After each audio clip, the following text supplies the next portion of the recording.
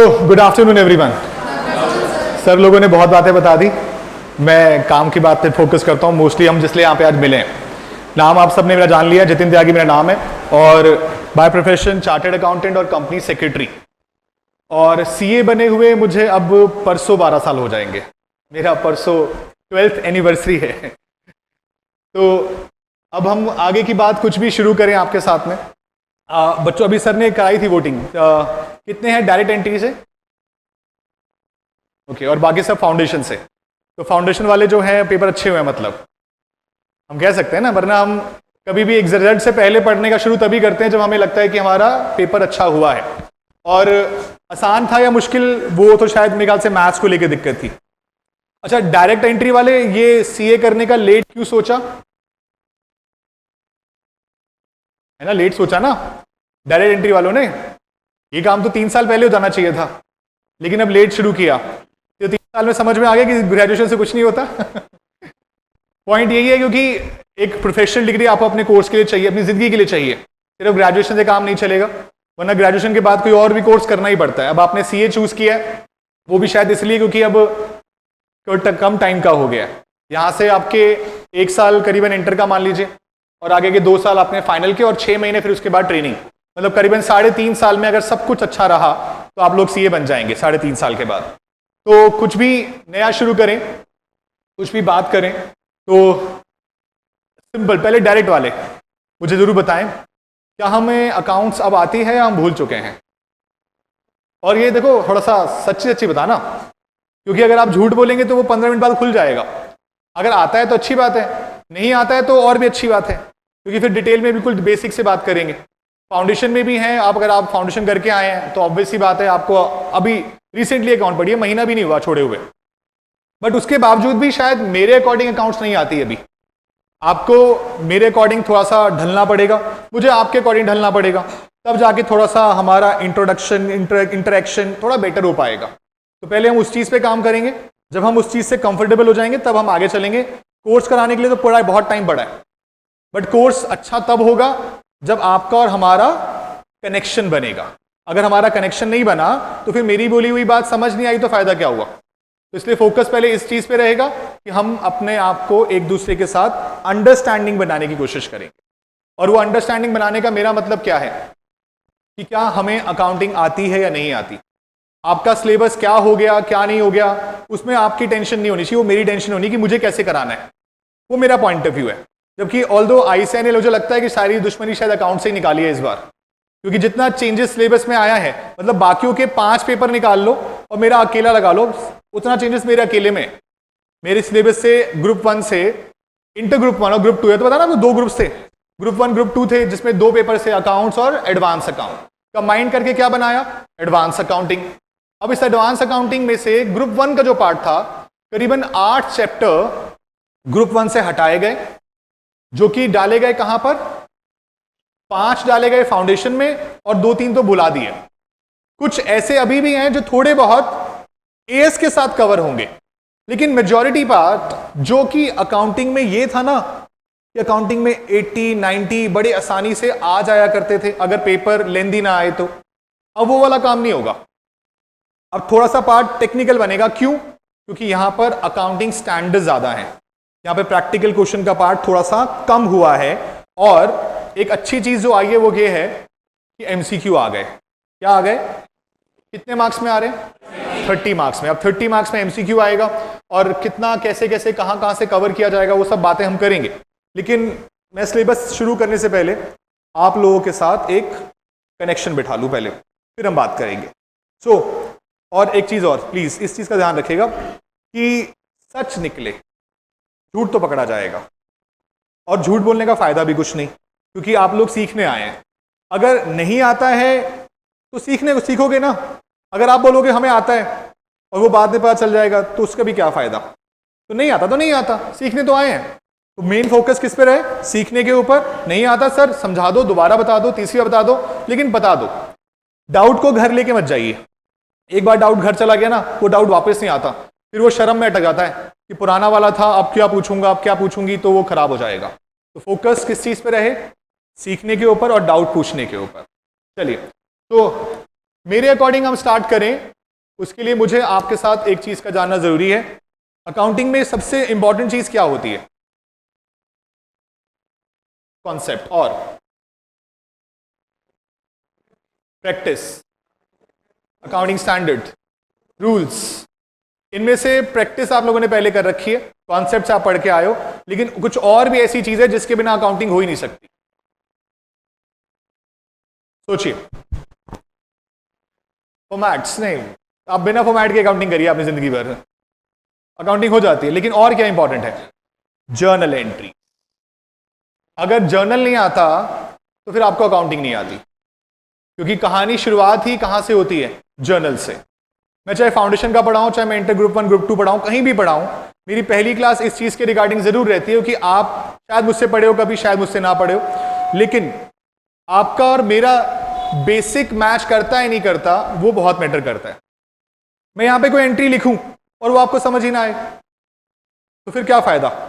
फिर तो वो हो गया जो बुक में लिखा था वही आपने पढ़ लिया। तो पहला कनेक्शन किस चीज का? जर्नल का। क्या हमारा जर्नल अच्छा है या नहीं है? ऑनलाइन वाले बच्चे भी इस चीज में पार्टिसिपेट कर सकते हैं, आप सब लोग भी मुझे बताएंगे जी जर्नल अच्छा है या नहीं है। कितनों का अच्छा है? मतलब ऑलमोस्ट आधी क्लास कहती है कि अच्छा है, बाकियों का अच्छा नहीं है, भूल चुके हैं, या फिर थोड़ा बहुत आता है, थोड़ा बहुत नहीं आता, थोड़ा बहुत आता है। तो उस चीज को ठीक करना पड़ेगा, क्योंकि चैप्टर स्टार्ट करने के लिए या कुछ भी स्टार्ट करने के लिए मुझे अकाउंटिंग का सब्जेक्ट पढ़ाना है, और अकाउंटिंग में अगर आपका बेस ही ठीक नहीं है तो मेरा चैप्टर कराने का फायदा क्या होगा? मैं यहां बोलूंगा जी ये चीज डेबिट होगी, आप लोग सोचोगे कैसे डेबिट हो रही है, वो चीज क्लियर नहीं हुई ना। तो पहले अकाउंटिंग का बेसिक समझ लें और उसके बाद अकॉर्डिंगली फिर आगे बढ़ें। कोर्स सिलेबस तो हो जाएगा, उसकी टेंशन नहीं। कंटेंट कि जो किया वो अच्छे से किया या नहीं किया, समझ में आती है बात? कोई डाउट तो नहीं। फोकस इस चीज पे रहे कि क्वालिटी मेंटेन हो जाए। क्या हो जाए? अभी पिछली बार का जो पेपर हुआ अकाउंट्स का, मैं आपको ग्रुप 1 का बताऊं, कहते हैं जी बहुत लेंदी पेपर आया। क्या आया? लेंदी। अब एक बच्चा आता है कहता है सर मैंने ना लेंदी था बहुत, मैंने फिर भी 95 का अटेम्प्ट कर लिया। कितने का अटेम्प्ट किया? एक बच्चा आता है कहता है सर मैंने सिर्फ 65 का अटेम्प्ट किया। अब क्या लगता है किसके मार्क्स अच्छे आने चाहिए? आने तो दोनों के ही चाहिए वैसे तो, लेकिन 95 वाले से आप क्या एक्सपेक्ट करोगे? कितने आने चाहिए? कम से कम 70-80 तो आए, और 65 वाले के उसके 70-80 तो आ नहीं सकते, उसे कितने आने चाहिए? कम से कम 55-60 तो आए। अब जो 65 वाला था वो 62 लेकर आया, और 95 वाला 50 लेकर आया। इसका मतलब क्वालिटी। वो 65 वाला एग्जाम्शन ले गया 62 मार्क्स के साथ, और वो 95 वाला 50 पे अटक के रह गया। तो इसका मतलब ज्यादा पेपर करना और अच्छा पेपर करना, इनमें फर्क है। तो आपका ऑब्वियस ही बात है, हमारा टारगेट यही है कि हम ज्यादा पेपर करेंगे, हम पूरा पेपर करेंगे, लेकिन उसमें क्वालिटी मिसिंग नहीं होनी चाहिए। और जो मैंने अपने इस करियर में अब तक देखा है, बच्चे का फोकस क्वालिटी पे बहुत कम होता है। उसका फोकस ये है जी बस पूरा पेपर हो जाए, किस तरह से काम हो जाएगा, लेकिन उस काम के चक्कर में क्वालिटी गिर जाती है। और ये मैंने कहाँ से चीज सीखी? ये मैंने अपने आप से सीखी। मेरा सीए फाइनल सेकेंड अटेम्प्ट में हुआ, क्योंकि गलतियां की फर्स्ट अटेम्प्ट में। फर्स्ट अटेम्प्ट में सिर्फ इस चीज में लगा रहा, अरे भाई सब कुछ कर ले, कुछ छूटना नहीं चाहिए, सब कुछ कर ले। उस सब कुछ चक्कर में लगा कि कुछ आता ही नहीं था। सेकेंड अटेम्प्ट में वो गलतियों को ठीक करके गया, पास हो गया। तो वहां से चीज समझ में आई कि हमेशा फोकस किस पे रख रही है? क्वालिटी के ऊपर। अगर आपके अंदर क्वालिटी है तो क्वांटिटी अपने आप मिलनी शुरू हो जाएगी, कॉन्फिडेंस मिलता है उस चीज से। तो वही फर्क यहां पे लेकर आना है। ठीक है जी, तो शुरुआत करते हैं जर्नल के साथ। तो आप में से कुछ बच्चों ने जर्नल अच्छा है, कुछ ने बोला जर्नल ठीक नहीं है, लेकिन जैसा भी है वो थोड़ी देर बाद क्लियर हो जाएगा। मैं बिल्कुल बेसिक के साथ स्टार्ट करूंगा, क्योंकि यहां पर जो ग्रेजुएशन वाले बच्चे बैठे हैं, मैं मानता हूं कि उनकी अच्छा ग्रेजुएशन रेगुलर कॉलेज से थी, मतलब हैं 4-5 बच्चे ना, कुछ हैं। तो रेगुलर कॉलेज में भी शायद हमने पढ़ा या नहीं पढ़ा, या बंक मारा, अच्छे से बंक मारा, पढ़ा चलो। बट ग्रेजुएशन के मार्क्स ये कभी डिसाइड नहीं करते कि आपके अच्छे हैं या नहीं है। सेम मैं 12th के मार्क्स भी नहीं मानता। मुझे लगता है कि जिस वक्त से आप सोच लें कि हाँ पढ़ना शुरू करना है, उस दिन से सब कुछ ठीक हो जाता है।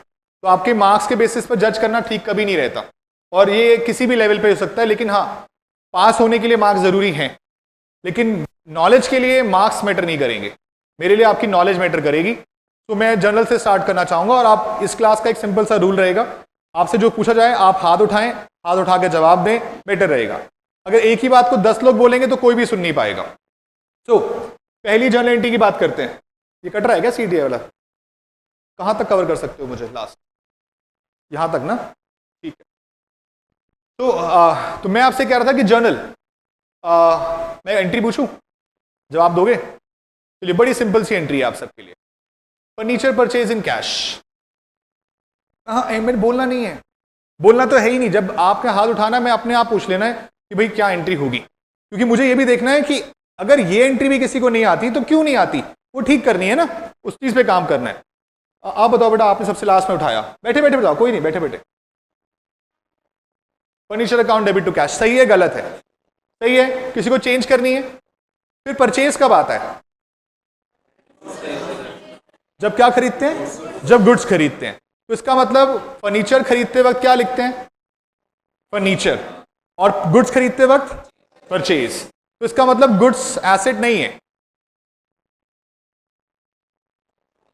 अगर गुड्स एसेट है तो फिर goods account debit to cash क्यों नहीं कर रहे हो? तो फिर वो एसेट है या नहीं है? अगर वो एसेट है तो फिर asset account debit to cash. जब आप फर्नीचर खरीदते वक्त फर्नीचर टू कैश लिख सकते हो, तो गुड्स खरीदते वक्त गुड्स टू कैश क्यों नहीं लिख रहे हो? अब फिर से सब बोलोगे, फिर खराब होगा। अगर आपको लगे कि हाँ इसके आपके पास इसका रीजन है तो रीजन दीजिएगा हाथ उठाकर। जी आप बताइए पीछे। मतलब हाँ, गुड्स की परचेज को क्या ट्रीट करेंगे? जी ये बोल रहे हैं कि गुड्स की परचेज एसेट नहीं है, एक्सपेंस है। कितने एग्री करते हो? अब एक पॉइंट मिल रहा है सोचने का कि गुड्स का खरीदना है क्या। अब एसेट, अगर वो एसेट होता तो आपने हमेशा आज तक क्या लिखा होता? Asset account. गुड्स की परचेज के लिए गुड्स अकाउंट, लेकिन आपने वर्ड क्या लिखा? परचेज। और आप सब जानते हैं परचेजेस कहां शो होती हैं फाइनल अकाउंट्स में? Trading account. याद है ट्रेडिंग अकाउंट? कुछ भूला भटका कुछ याद हो शायद, फाउंडेशन वालों को फिर भी याद होगा, ग्रेजुएशन वालों को याद नहीं होगा शायद, लेकिन है तो ट्रेडिंग अकाउंट था। और वो ट्रेडिंग अकाउंट का नेचर क्या होता है? नॉमिनल। नॉमिनल में आते हैं एक्सपेंसेस, तो परचेज हमारे लिए क्या? एक्सपेंस। इसीलिए आपने कभी गुड्स डेबिट टू कैश नहीं लिखा। क्या लिखा? Purchases account debit to cash. क्योंकि जब आप गुड्स को खरीद रहे हो तो आपका खरीदने का मोटिव उसे बेचना है, रखना है क्या? तो गुड्स को अगर बेचोगे तो बेचने से क्या होगी? इनकम। तो खरीदने से क्या होगा? एक्सपेंस। वहीं फर्नीचर को खरीदने का मोटिव क्या है? उसको रखना या उसको बेचना? रखना, इसलिए बना एसेट। तो फिर क्या गुड्स हमारे लिए एसेट है या नहीं है? सोचिए। जब तक वो, तो कब तक रखना चाहते हो? सोचो। लेट्स से मैंने 1 लाख का गुड्स खरीदे, वो मैं क्या मानूं, खर्चा या एसेट? खर्चा। अगर वो सारा बिक जाएगा तो एसेट है या नहीं है? नहीं है। 1 लाख में से 90,000 का बिक जाएगा, कितने का बच जाएगा? वो 10,000 बिक गया या बिकेगा? कब बिकेगा? Next year. तो वो लास्ट डे क्या बनेगा? एसेट। तो आपका खरीदा हुआ सामान सिर्फ एक आखिरी दिन एसेट में कन्वर्ट होता है। क्या बोली थी आपने गुड्स परचेज की एंट्री मुझे? देखिएगा ध्यान से। आपने मुझे एंट्री बोली गुड्स के खरीदने की एंट्री, क्या थी? Purchase account debit to cash, है ना? मैं इन पे भी काम करूंगा कि परचेज डेबिट हो रहा है, कैश क्रेडिट हो रहा है, क्योंकि मेरे लिए आप सब लोग आज एक बराबर हो, चाहे आप ग्रेजुएशन से आए हो चाहे फाउंडेशन से आए हो। मेरे लिए बेसिक आपके हिसाब से मैच नहीं करता अभी।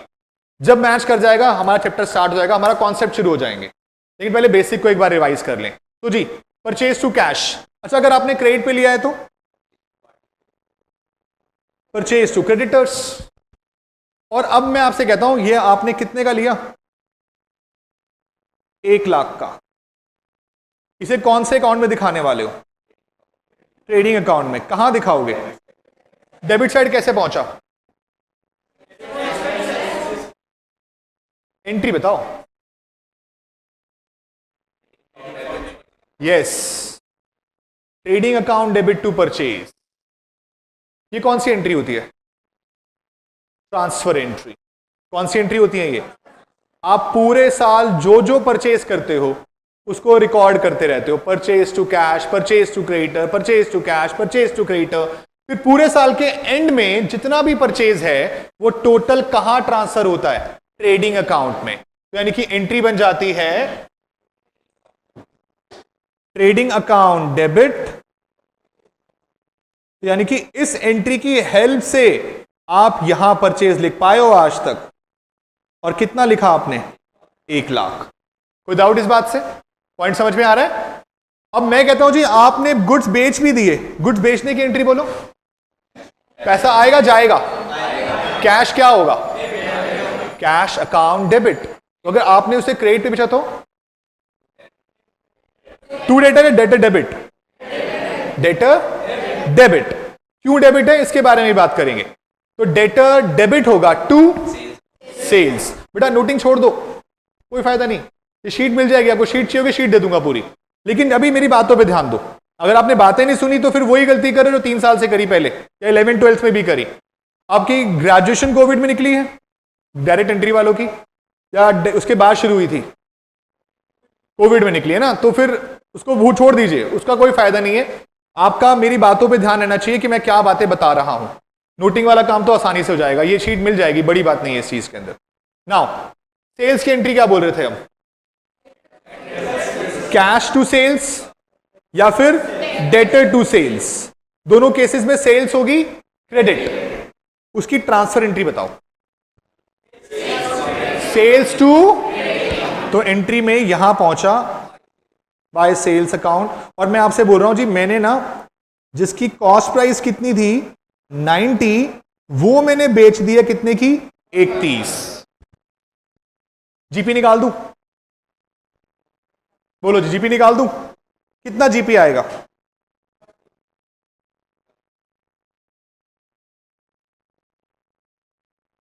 कितना जीपी आएगा? कुछ कमी नहीं है? आपने सामान 1 लाख का 31 में बेचा है, या 90 वाला 31 से बेचा है? तो 90 वाली चीज 31 में गई तो कमाया कितना था, बट जीपी कितना आ रहा है? तो इसका मतलब कुछ अभी बचा हुआ है, क्लोजिंग स्टॉक। पॉइंट समझ में आता है? अब क्लोजिंग स्टॉक को रिकॉर्ड करना है, वही क्लोजिंग स्टॉक आपका एसेट बनता है। फर्क समझना, अकाउंटिंग बहुत की आप लोगों ने, लेकिन उसमें अंडरस्टैंडिंग डालनी है कि क्यों करना है, क्वालिटी को लेकर आना है वापस। आप लोगों की क्वालिटी अच्छी है, बहुत अच्छी बात है, उसे और अच्छा बनाने की कोशिश करेंगे, लेकिन वो तभी हो पाएगी जब आपका फोकस रहेगा। क्योंकि यहां कोर्स खत्म करना प्रायोरिटी है, ऑब्वियस सी बात है, खत्म कराना पड़ेगा। लेकिन मेरी आज से, मेरी देखो करीबन ना, अभी जो मैंने एस्टिमेशन लगाया है करीबन 70 से 80 क्लास मेरी लगेंगी। अब ये एस्टिमेशन है, ये इस चीज पे डिपेंड करेगा कि आप लोग अपना होमवर्क क्लास में कैसा परफॉर्म करोगे। इस चीज, ये पहला बैच है नए कोर्स के अकॉर्डिंग, नए कोर्स के अकॉर्डिंग एक एस्टिमेशन हो सकता है स्टार्टिंग में, एक्चुअल तो नहीं बोल सकता मैं।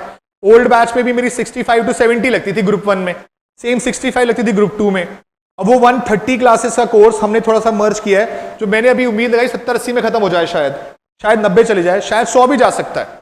ये डिपेंड करेगा कि आप लोग कैसा परफॉर्म करेंगे, आप किस लेवल पर एग्जिस्ट करते हैं इस वक्त पे, मुझे उसके हिसाब से चलना पड़ेगा। बट मेरी आज की क्लास या आगे आने वाली क्लास अगर बेसिक ठीक कर गई ना आपका, तो मेरी आगे की 70 क्लास आराम से निकलेंगी, क्योंकि मुझे पता है कि मेरा और आपका बेसिक क्या करता है, मैच। अगर वो मैच नहीं करता, उसमें मिसमैचिंग हो जाएगी, तो फिर आपका ना आप मुझसे सीख पाओगे ना मैं सिखा पाऊंगा। तो पहले इस पे काम कर लें और उसके बाद आगे चलें, ठीक है। तो अब मैं आपसे कह रहा था कि 90 का सामान 31 से बेचा है, 10,000 का 40,000 का जीपी बनता है, आप दिखा रहे हो कितना 30, तो 10,000 की चीज और दिखानी है, तो आप मुझे बताओ 10,000 की चीज को कैसे दिखाऊं? परचेज को कम कर दूं? क्या परचेज कम हो सकती है? क्या मेरी परचेज 1 लाख की थी?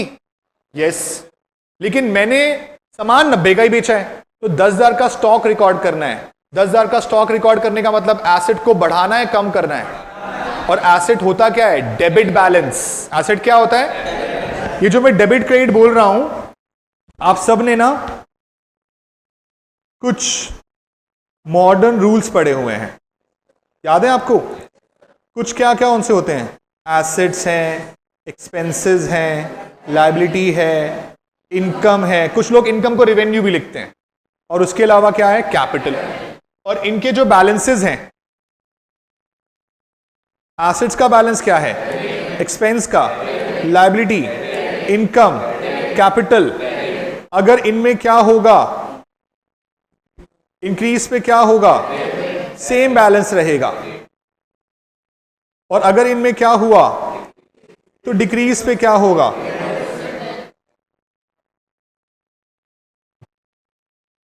यही चाहिए बस।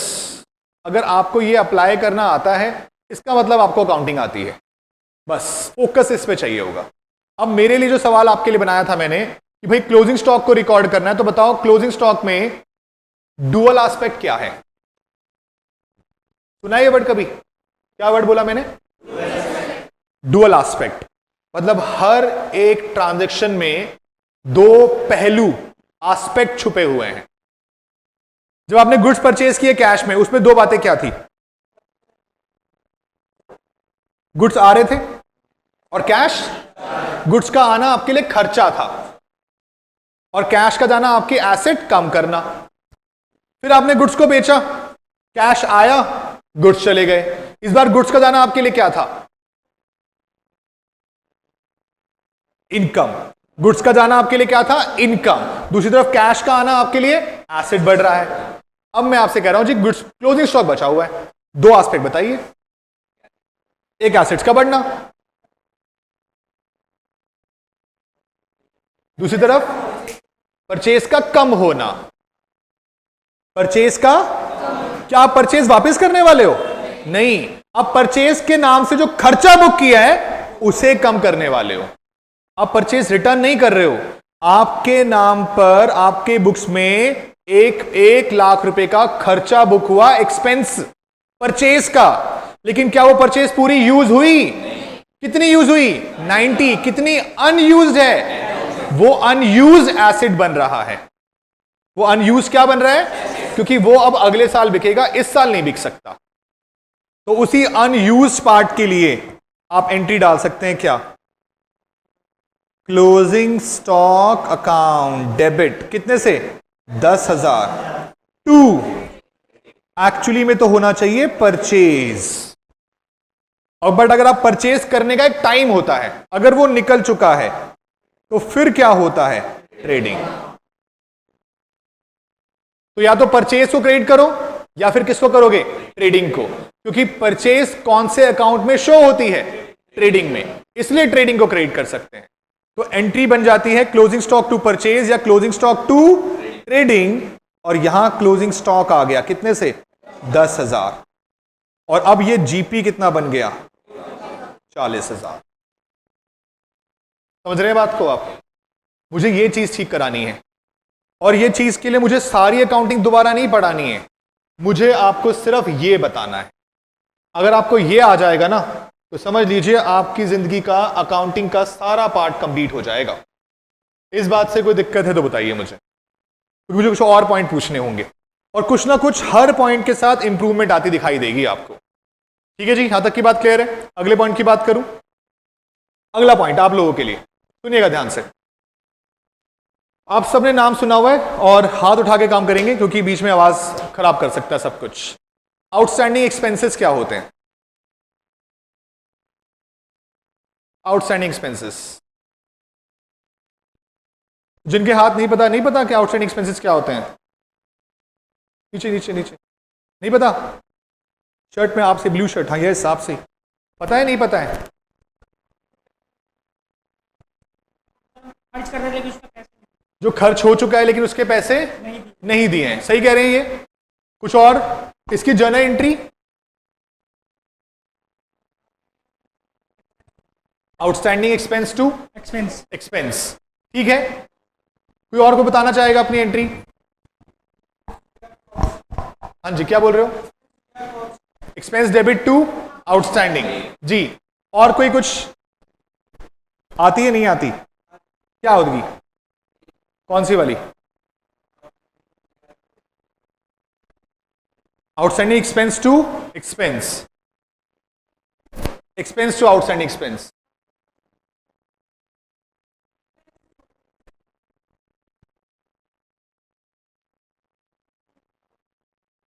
पीछे शर्ट में, यस, आपके आगे वाले।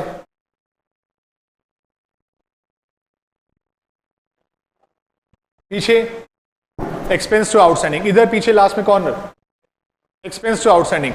बीच में लेकिन कुछ और आई है, वो क्यों आई है?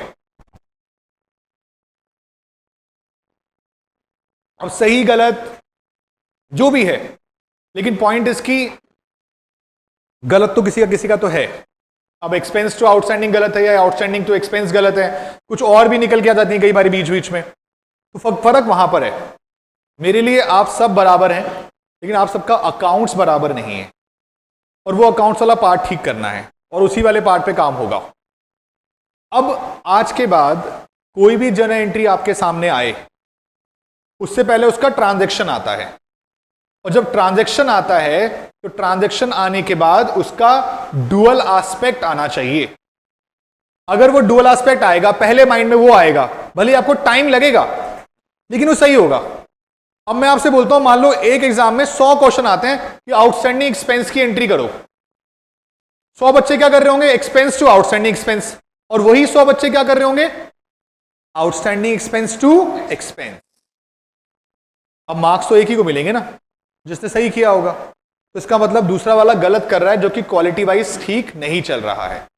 तो फोकस डुअल एस्पेक्ट। आप बताइए, अगर expenses due but not paid है तो इसमें डुअल एस्पेक्ट क्या है? एक हाथ उठा के, हाथ उठा के, हाथ उठा के, क्योंकि अगर आपको एंट्री आती है लेकिन एंट्री के बाद भी अगर आपका बेसिक ठीक नहीं है तो दिक्कत है ना जी। आप यस, ये हाथ ना उठाने वाला जल्दी फंसता है। हाँ, हाथ उठा लिया तो बच जाते हैं जी। पता है आपको? नहीं पता है डुअल एस्पेक्ट क्या होता है? ये पता है? तो expenses due but not paid में डुअल एस्पेक्ट क्या लगता है आपको? ग्रेजुएशन या फाउंडेशन? ग्रेजुएशन। तो भूल चुके हो अकाउंट्स, वो याद करनी है, कोशिश करो। Expenses due but not paid क्या लगता है, क्या हो रहा है? एक्सपेंस आउटस्टैंडिंग तो है। इससे आपके दूसरा एस्पेक्ट क्या बने, क्या बढ़ेगा? इन पांचों में क्या बढ़ेगा? Asset, expense, liability, income, capital. क्या कम होगा आपके हिसाब से? क्योंकि फाउंडेशन वाले बिल्कुल तैयार बैठे हैं, मुझे सर आंसर ले लो हमसे तो, लेकिन ग्रेजुएशन वाले थोड़े पीछे हैं। वो गैप, जो टाइम गैप है ना, वो टाइम गैप खत्म करना पड़ेगा, जरूरी है। क्योंकि आप लोग तो अपना करियर दाव पे ला के बैठे हो, क्योंकि आपने जब ये चूज किया है ना सीए को, तो आप लोगों के लिए बहुत जरूरी है इसे क्लियर करना। क्योंकि 3 साल के बाद जब सीए स्टार्ट होती है, और तो पहले के जमाने में लोग ऐसे ही करते थे, लेकिन अब इस वक्त पे वो करना बहुत कंपटीशन है। आपके 12th के दोस्त ने सीए स्टार्ट की होगी, वो सीए फाइनल में होगा, आप सीए के इंटर में हो भी, तो इसलिए वो गैप को फिल करना बहुत जरूरी है। पीछे बेटा, यस, आप अभी आए हो, आपको पता है आउटस्टैंडिंग एक्सपेंस क्या होते हैं? क्या होते हैं? मैं कैमरे के बाहर जा रहा हूं, आप नॉर्मल रख लेना, कोई दिक्कत नहीं है। हाँ जी, एक्सपेंस होता है। एक्सपेंस हो गए हैं, नहीं हुए हैं? एक्सपेंस हुए हैं, नहीं हुए हैं? नहीं हुए हैं तो फिर एक्सपेंस अकाउंट पे डेबिट कैसे बोला आपने? क्योंकि जब तक आप लोग ये नहीं समझेंगे तब तक कैसे पता चलेगा, ठीक है ना? मुझे जानना जरूरी है कि आपके लिए एक्सपेंस डेबिट हुए या नहीं हुए, खर्चा हुआ या नहीं हुआ, खर्चा हुआ या नहीं हुआ? हो गया खर्चा। अगर खर्चा हो गया है, लेकिन खर्चा होने के बाद पे किया नहीं किया है, तो इसका मतलब खर्चा तो हो रहा है, खर्चा हो रहा है। मैंने आपसे ये नहीं बोला प्रीपेड एक्सपेंस बोलो, मैंने आपसे क्या बोला? Outstanding expense, expense due but not paid. यानी कि एक्सपेंस ड्यू का मतलब खर्चा हुआ, और खर्चा होने से खर्चा बढ़ा है, कम हुआ है, और खर्चा बढ़ता है तो क्या करते हैं? डेबिट। तो एक्सपेंस अकाउंट डेबिट। आपको सोचना पड़ेगा कि एक्सपेंस को डेबिट क्यों कर रहे हैं। देखो ध्यान से देखो, समझो, expense due but not paid. अब एक्सपेंस ड्यू क्या है? एक्सपेंस का बढ़ना, और नॉट पेड का मतलब लायबिलिटी का बढ़ना। आपको पता है अब जो सिलेबस है ना, उस सिलेबस के अंदर अकाउंटिंग वाला पार्ट ऑलमोस्ट खत्म हो चुका है। अगर मैं चैप्टर स्टार्ट करूं ना, तो मैं चैप्टर स्टार्ट पता कौन सा करूंगा? मेरे पास एक चैप्टर का नाम है buy back of equity share capital. आपने कभी सुना ही नहीं होगा। और मैं बोला आओ चलो जी एंट्री करते हैं इसकी, और मैं एंट्री में बोलूं जी डुअल एस्पेक्ट बताओ। आप सबने इश्यू ऑफ शेयर कैपिटल पढ़ा था, फाउंडेशन वालों ने अभी भी पढ़ा है, ग्रेजुएशन वालों ने जन में पहले पढ़ा था। तो वो चीज कहां से याद आएगी? नहीं आएगी याद। अब एंट्री करनी है इक्विटी शेयर कैपिटल को खत्म करने के लिए, बायबैक करने के लिए, जिसका कॉन्सेप्ट हमें पता ही नहीं है। चलो कॉन्सेप्ट तो मैं बता दूंगा, लेकिन उसकी जर्नल कैसे करोगे? मैंने लिखा, आपने नोट किया, लेकिन आया कुछ भी नहीं। तो इसीलिए बहुत जरूरी है। और ये देखो, आप कहीं भी पढ़ेंगे, मुझे उससे कोई दिक्कत नहीं, लेकिन आप जहां भी पढ़ो आपका बेसिक ठीक होना चाहिए। क्योंकि सीए के अंदर सिर्फ कमी वही है कि भाई आधे तो बच्चे को पता ही नहीं है कि वो पढ़ क्यों रहा है, बस सीए कर रहा है, चल रही है, हो जाएगी, कल हो जाएगी, अगले साल हो जाएगी। लेकिन कैसे होगी भाई? इतना बच्चा क्यों फेल होता है? क्योंकि वो बेसिक पे ध्यान ही नहीं देता। आप लोग बेसिक पे ध्यान दीजिए, क्यों नहीं होगा? मैं ये कहता हूं हमारा रिजल्ट एग्जामिशन का 80% है, मतलब जितने बच्चे पढ़ेंगे उसके 80% बच्चे एग्जामिशन स्कोर करते हैं। मेरा टारगेट ही है कि भाई किसी भी बच्चे का पेपर जब मुझसे पढ़ा जाए तो 60 तो आए, ताकि मेरा पेपर उसके लिए खत्म हो जाए। बाकी में वो कैसे निकलेगा नहीं कैसे निकलेगा वो आप जानते हैं बेटर, लेकिन मेरे वाले पेपर में 60 लाना कंपलसरी हो जाएगा, क्योंकि पेपर खत्म हो जाएगा। तो इसीलिए फोकस बेसिक बेसिक बेसिक। मैं आपसे बहुत बार पूछने वाला हूं कि आप मुझे बताइए कि भाई इसमें इंक्रीज हो रहा है या डिक्रीज हो रहा है। अब expense due but not paid में क्या हो रहा है? एक्सपेंस क्या हो रहा है? इंक्रीज, और लायबिलिटी। और जब एक्सपेंस इंक्रीज होगा तो क्या करेंगे? Expense account debit. दूसरी तरफ लायबिलिटी बढ़ेगी तो टू आउटस्टैंडिंग एक्सपेंस। एंट्री को याद नहीं, बनाना शुरू करना है। एंट्री बनानी आ गई तो अकाउंटिंग आसान है, अगर एंट्री बनानी नहीं आई ना तो फिर बड़ा मुश्किल काम हो जाएगा। तो फोकस किस पे? एंट्री के बनाने पे। एक और वर्ड दूं, करें बात, और हाथ उठा के डिस्कशन चलेगा, लेकिन डुअल एस्पेक्ट सोचना है। एंट्री नहीं चाहिए आप लोगों से।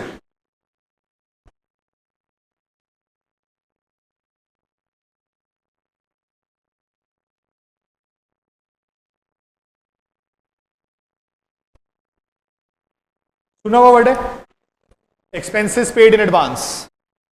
Expenses paid in advance, that is pre paid expense. Dual aspect चाहिए, डुअल एस्पेक्ट। सोच लीजिए, 2 मिनट ले लीजिए, सब सोच लीजिए। जब सोच लेंगे सब, उसके बाद डिस्कशन शुरू करेंगे, क्योंकि मुझे चाहिए कि आप लोग सोचें इसमें क्या बढ़ रहा है, क्या कम हो रहा है। और खासकर ग्रेजुएशन वाले जरूर सोचें, ग्रेजुएशन वाले जरूर सोचें कि आपके लिए इसमें क्या बढ़ रहा है, क्या कम हो रहा है, इंक्रीज क्यों है, डिक्रीज क्यों है। जब आप सोच पाएंगे तो आप लिख पाएंगे, समझ पाएंगे। एक्सपेंसेस पेड इन एडवांस, सोच लीजिए आराम से। बढ़ेगा, कम होगा, क्या होगा?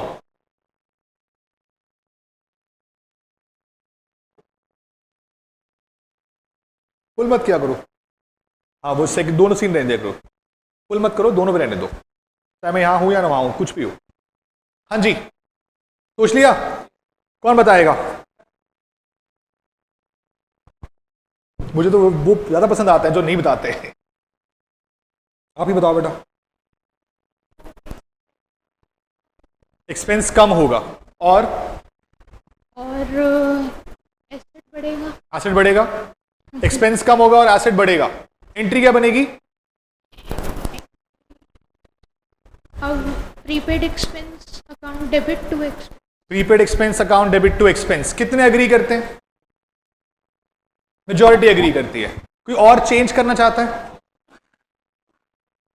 कोई चेंज नहीं करना चाहता? चेंज करनी है कॉन्सेप्ट में, चेंज करना है कुछ? क्या बताओ सर। हमने जो एक्सपेंस थे प्रीपेड कर दिए, मतलब जो एक्सपेंसेस अभी होने बाकी हैं उनका पेमेंट हो चुका है, ठीक है। तो इससे हमारे जो एक्सपेंसेस हैं वो कम हो गए, और जो लायबिलिटी है वो भी कम हो गई। लायबिलिटी हाँ, असेट्स हो गई। बढ़ गई। बोलो बोलो क्या बोल रहे बताओ। लाइबिलिटी के बाद पैसे देने थे ना तो वो कम हो गया तो लाइबिलिटी कम हो गई। लाइबिलिटी कम हो गई। अब आप देखना डिफरेंस ऑफ ओपिनियन है ये। और अभी मैं बोलूं, अभी तक किसी ने सही जवाब दिया ही नहीं है। आपने देना कुछ बताओ। यस, आप डुअल एस्पेक्ट सोचे ही नहीं। मैंने क्या लिखा, एक्सपेंसेस पेड। कैश कहां है भाई, कैश कहां है? ये जो आप एंट्री बोल रहे हो ना, प्रीपेड एक्सपेंसेस टू एक्सपेंस, ये जो रटी हुई ना एंट्री, वो निकल के आ रही है बाहर। आपकी जेब से पैसा जा रहा है। फॉर एग्जाम्पल मैं कहता हूं जी इस प्रॉपर्टी का गुप्ता सर ने रेंट एडवांस दिया है, तो पैसे दिए हैं ना। जब पैसे दिए हैं तो कैश तो आया ही नहीं आपकी एंट्री में। पहले डुअल एस्पेक्ट को समझना सीखो। एंट्री तो आगे की बात है, जब एंट्री आएगी तब अकाउंटिंग आएगी। पहले एंट्री तो आ जाए और एंट्री से पहले डुअल एस्पेक्ट आ जाए। डुअल एस्पेक्ट बहुत जरूरी पार्ट है, हमारे लिए हमेशा इग्नोर हुआ है। वो इग्नोरेंस ही हमारे ये अकाउंटिंग को ढीला या लूज करने का रीजन है। आपने डुअल एस्पेक्ट पे फोकस करना है, क्या बड़ा क्या कम एक्चुअल पता होना चाहिए। आप उसके बेसिस पर एंट्री, इसको याद करके ना, इसको याद करके आप अकाउंटिंग एंट्री कर लोगे, लेकिन जिसको आप एनालाइज कर रहे हो कि ये बड़ा या कम, वो ही गलत कर रहे हो। अब मैं बोल रहा हूं एक्सपेंसेस पेड इन एडवांस, इससे एक एसेट बढ़ेगा और एक एसेट कम होगा। एसेट कम कौन सा होगा? कैश। और कैश एसेट में डिक्रीज करेगा तो क्या बनेगा? यानी कि एंट्री होनी चाहिए क्या? To cash. दूसरी तरफ एक एसेट बढ़ेगा, कौन सा एसेट? Prepaid expense. और एक्सपेंस प्रीपेड एक्सपेंस बढ़ेगा, एसेट बढ़ेगा, मतलब डेबिट।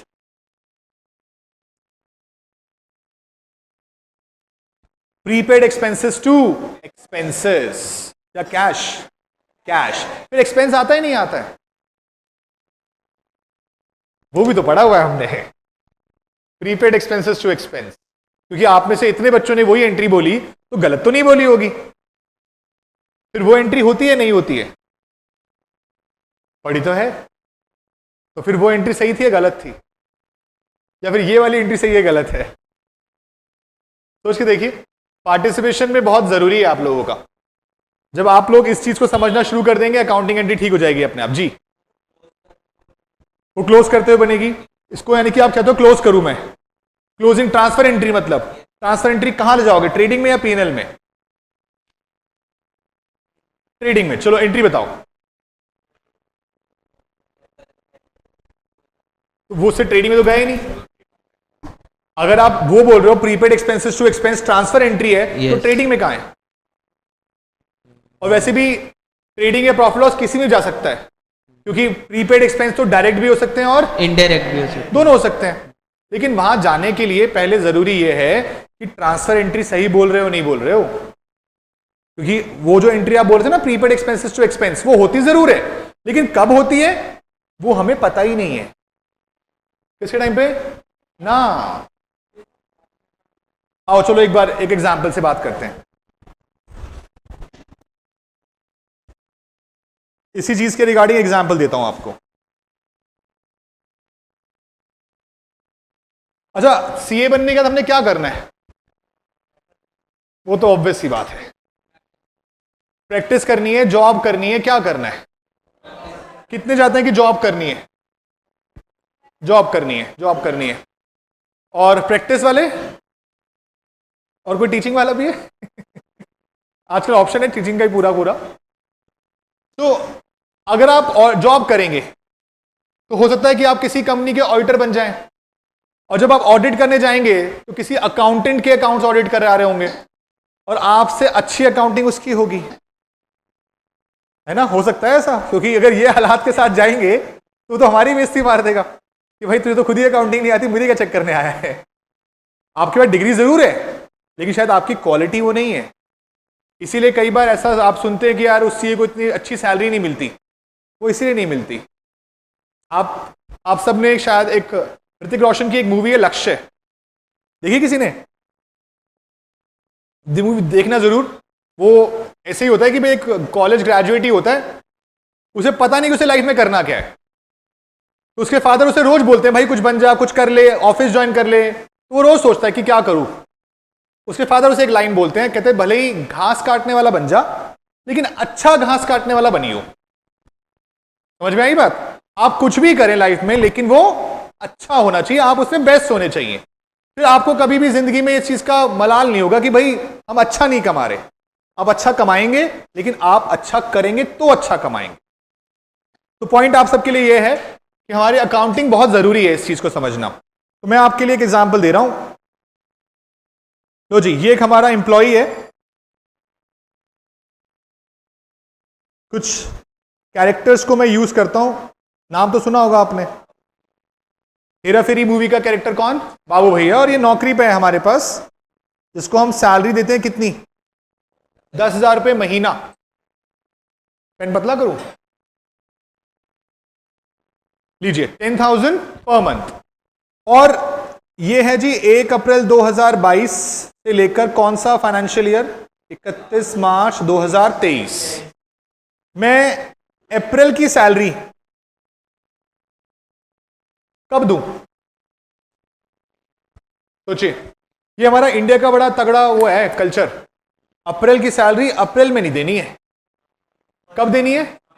अगले महीने में, वो भी 4-5 तारीख तक, 10 तारीख तक। कोशिश करके कि एम्प्लॉय भाग ना जाए कहीं, क्योंकि उस 10 दिन चक्कर में वो काम करता रहेगा सैलरी के चक्कर में, और जाएगा नहीं।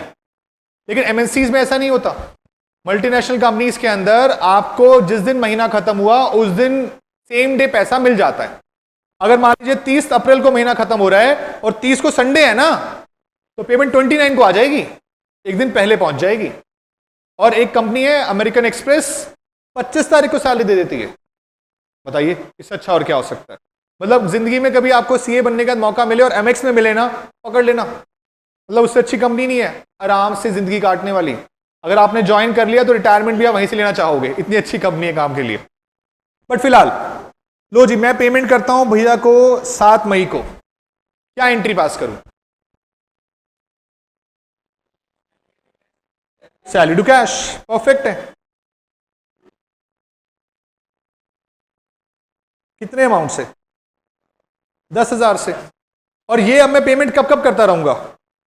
जून, जुलाई, अगस्त, सितंबर, अक्टूबर, नवंबर, दिसंबर, जनवरी, फरवरी, और यहां पर 7 मार्च। 7 मार्च को कौन से महीने की सैलरी दी होगी? फरवरी की। और उसके बाद ये एंट्री भी कर दी, सैलरी टू कैश। क्या लगता है अब तक कितनी बार सैलरी दे चुका हूं? 11 बार। मई, जून, जुलाई, अगस्त, सितंबर, अक्टूबर, नवंबर, दिसंबर, जनवरी, फरवरी, मार्च। कितनी बार दी? 11 बार। अब तक सैलरी कितने अमाउंट से डेबिट हो चुकी है? 1,10,000।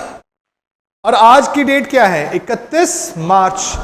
बाबू भैया मेरे पास आए, कहते सर मुझे गांव जाना है, क्या आप मुझे सैलरी आज दे सकते हो? मैंने कहा भैया ये लो 10,000 रुपए। क्या वो मुझसे एडवांस ले रहे हैं? क्या वो मुझसे एडवांस ले रहे हैं? तो जो आपने मार्च के महीने की सैलरी जो आपको 7 अप्रैल को मिलनी थी, वो आपने 31 मार्च को ले ली, तो क्या वो एडवांस है या नहीं है? नहीं है। मार्च का पैसा है, मार्च का काम पूरा कर दिया, तो एडवांस कैसा? मैं ठीक है भैया ये लो, मैं आपको सैलरी दे देता हूं। मैंने भैया को सैलरी दे दी। क्या एंट्री की? Salary account debit to cash. कितने से? 10,000। कोई दिक्कत तो नहीं है? कोई गलती तो नहीं की मैंने अब तक? 10,000 जेब में रख के भैया बोलते हैं सर 2,000 रुपये और मिलेंगे। मैं अगले महीने वापस कर दूंगा या फिर कटवा लूंगा? एडजस्ट करवा लूंगा। वापस क्यों देगा? एडजस्ट करा लेगा। मैंने 2,000 रुपये और निकाले, वो भी दे दिए, और मैंने इसी में चेंज कर दिया। ठीक किया? क्या गलती की? ये 2,000 एडवांस था। इस 2,000 की एंट्री बोलो। प्रीपेड सैलरी डेबिट ना टू कैश। यही गलती आप पहले कर रहे थे। आप सैलरी बोल रहे थे, होनी क्या चाहिए थी? कैश। हां, आपने ये नहीं किया, आपने तो ये किया। अब बताओ, अगर आपने ये किया, सैलरी टू कैश किया 12-12 से, तो कितने से सैलरी को गलत डेबिट किया? 2,000 से। वो गलत डेबिट को ठीक करना है। तो सैलरी को क्रेडिट करोगे कितने से, और डेबिट किससे करोगे, प्रीपेड सैलरी। समझे बात को? अगर सब कुछ सही रहता तो ये होता, आपने ये किया ही नहीं, आपने किया ये, यानी कि गलत किया, गलत को ठीक करना है। ये prepaid salary to salary normal entry नहीं, रेक्टिफाइड या फिर एडजस्टमेंट एंट्री है। समझ में आती है बात? तो अभी हम इसी चीज को समझें कि हम क्या गलती कर रहे हैं। अभी हमें यही नहीं पता कि हम गलती क्या कर रहे हैं। हमें एंट्री याद है, जो याद आती है वो बोल देते हैं, बट वहां पे फंस जाते हैं। एग्जाम में भी यही होता है, एग्जामिनर क्या मान रहा है, क्या पूछ रहा है, वो सब बेकार है। हमें क्या आता है हम वो लिख के आएंगे, और उस चक्कर में 100 में से 95 में से 50 आ जाए बहुत बड़ी बात है, क्योंकि 95 में जो उसने मांगा वो तो आपने लिखा ही नहीं। दिक्कत यहां है। तो अपना फोकस पहले इस चीज पे लाएं, किसी भी सब्जेक्ट को पढ़ें, उसके कॉन्सेप्चुअल क्लैरिटी, उसके बेसिक्स पे जाना बहुत जरूरी है। और इस सब्जेक्ट से ज्यादा उम्मीद होती है, पता है क्यों? बचपन से पढ़ते आ रहे हो। फाउंडेशन वालों को 3 साल हो गए पढ़ते पढ़ते, और इंटर क्या नाम है, ग्रेजुएशन वालों को 5 साल हो गए। भले आपने बीच में नहीं पढ़ा है, लेकिन उम्मीद तो आपसे बहुत की जाएगी ना कि आप 5 साल से पढ़ के बैठे हो। तो इसीलिए इस सब्जेक्ट से हर बच्चे की उम्मीद होती है कि अकाउंट्स एक लौता सब्जेक्ट ऐसा है जो हर लेवल पर है और हर लेवल से पढ़ते आ रहे हैं। चाहे फाउंडेशन रहे, चाहे इंटर रहे, कहीं पे भी रहे, आपको अकाउंट्स का साथ रहेगा, और आपने पुराना भी बहुत पढ़ रखा है। बस दिक्कत सिर्फ ये कि हमें बेसिक अप्लाई करना नहीं आता। पॉइंट समझ में आता है? मैं एक एंट्री और पूछता हूं, बहुत ध्यान से बताना। आप सबने एक वर्ड सुना है, income due but not receive, या एक और बेटर बोलता हूं, income earn but not receive. सुना है कुछ? क्या होता है? Accrued income. एक और सवाल आप लोगों के लिए, आउटस्टैंडिंग क्या होता है, एसेट या लायबिलिटी?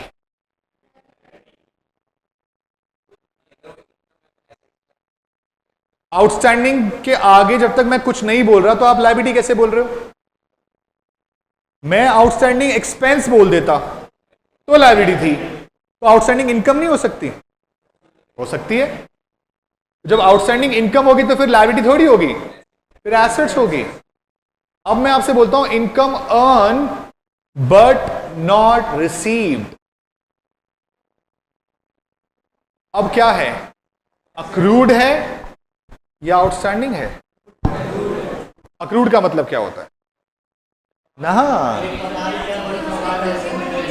जो हमने कमा लिया हमें मिला नहीं। जैसे कि एग्जाम एक्सपेंस में था, खर्चा हो गया बट पे नहीं किया, तो वो आउटस्टैंडिंग एक्सपेंस, तो ये अक्रूड क्यों? ये भी तो आउटस्टैंडिंग होना चाहिए था। और काफी जैसे इसको ये लग रहा है कि अक्रूड और आउटस्टैंडिंग एक ही होते हैं या अलग अलग होते हैं? अलग अलग होते हैं, बट हमें अलग अलग का पता ही नहीं है कि अलग है या नहीं है। हमारे लिए अक्रूड और आउटस्टैंडिंग बताए गए हैं कि एक ही होते हैं, लेकिन दोनों में फर्क है। अब यहां पे क्या फर्क है ये समझना जरूरी है, और इस समझने के लिए मैं आपको छोटा सा एग्जांपल दूंगा। उस एग्जांपल के बाद एंट्री का बेसिक समझ में आएगा। आप में से किसी ने जॉब भी की है कभी, ग्रेजुएशन वालों ने? हाँ, जॉब वगैरह करते हैं, कुछ टेम्परेरी वगैरह टाइम पास के लिए। इंटर्नशिप की है आपने, की है जॉब, कुछ जॉब करे, कुछ सेविंग की कभी? ये होता है, देखो मैं भी मिडिल क्लास फैमिली से रहा हूं, आप सब में भी मोस्टली सीए बच्चा मिडिल क्लास फैमिली का ही होता है। और जब ग्रेजुएशन के हम कर रहे होते हैं, रेगुलर से नहीं कर रहे, तो हमारे पास टाइम होता है, चलो जी जॉब कर लेते हैं, कुछ कमा लेते हैं, एक्सपीरियंस मिल जाएगा। और उसके बाद हमारी पहली प्रायोरिटी उसे खर्च करने की नहीं, सेविंग्स की होती है। तो आपके पास सामने में एक सेविंग्स का पॉइंट दे रहा हूं, ये लीजिए। आपने इन्वेस्टमेंट की है, क्या किया आपने? इन्वेस्टमेंट 1 लाख रुपया, और कहां इन्वेस्ट किया है? डिबेंचर्स में। डिबेंचर्स का रेट कितना है? 12%। और आपको जिस कंपनी में आप इन्वेस्ट कर रहे हो ना, वो कंपनी आपको इंटरेस्ट देती है कब? 30 जून। और कब? 31 दिसंबर, और इसके बाद अगला इंटरेस्ट कब देगी? 30 जून, और बीच में क्या डेट आएगी? 31 मार्च। ये आपका ईयर एंड है। आप बताइए पहली बार इंटरेस्ट कब मिलेगा? 30 जून। कितने महीने का?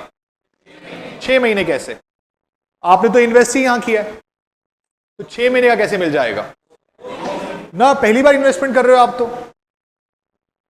तो यहां से यहां तक का मिलेगा सिर्फ 2 महीने, 3 महीने। 3 महीने की अमाउंट बताओ पहले, अमाउंट कितना आएगा?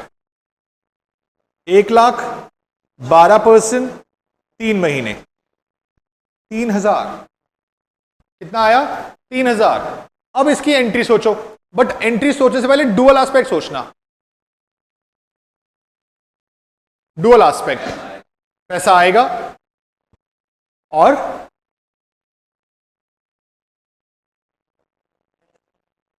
एक चीज समझना, ये कोई नई एंट्री नहीं पूछ रहा मैं आपसे। जब मैंने फर्नीचर टू कैश पूरा था ना, परचेज पूरा था, फटाफट एंट्री निकल के आई, सबकी निकल के आई थी। जैसे जैसे एंट्री का लेवल बढ़ता जा रहा है, हम थोड़े बैकफुट पे आ रहे हैं। और सोचो आपकी जिंदगी में अभी बहुत सारी ऐसी एंट्री आनी जो कभी सुनी भी नहीं है आज तक, तब और दिक्कत आएगी। तो इसीलिए फोकस डुअल एस्पेक्ट को स्ट्रांग बनाने में। जब आपके सामने पॉइंट आया जी सर इंटरेस्ट मिला है, तो इसके डुअल एस्पेक्ट क्या है? भाई पैसा आ रहा है, ऑब्वियस ही बात है। दूसरी तरफ इनकम बढ़ेगी, और इनकम बढ़ेगी तो इनकम का बैलेंस क्या होता है? क्रेडिट इंक्रीज पे, क्रेडिट डिक्रीज पे। यहां क्या हो रही है? इंक्रीज। तो आपके लिए एंट्री बननी चाहिए क्या? कैश या फिर bank account debit to interest. तो इन्वेस्टमेंट कितने से? 3,000। अगला इंटरेस्ट कब मिलेगा? 6 महीने के बाद। 1,00,000 के ऊपर 12% कितने महीने? कितना? एंट्री बोलिए। Cash account debit to interest कितना? 6,000। अगला कब मिलेगा? 31 मार्च को या 30 जून को? 30 जून को। एंट्री बोलिए।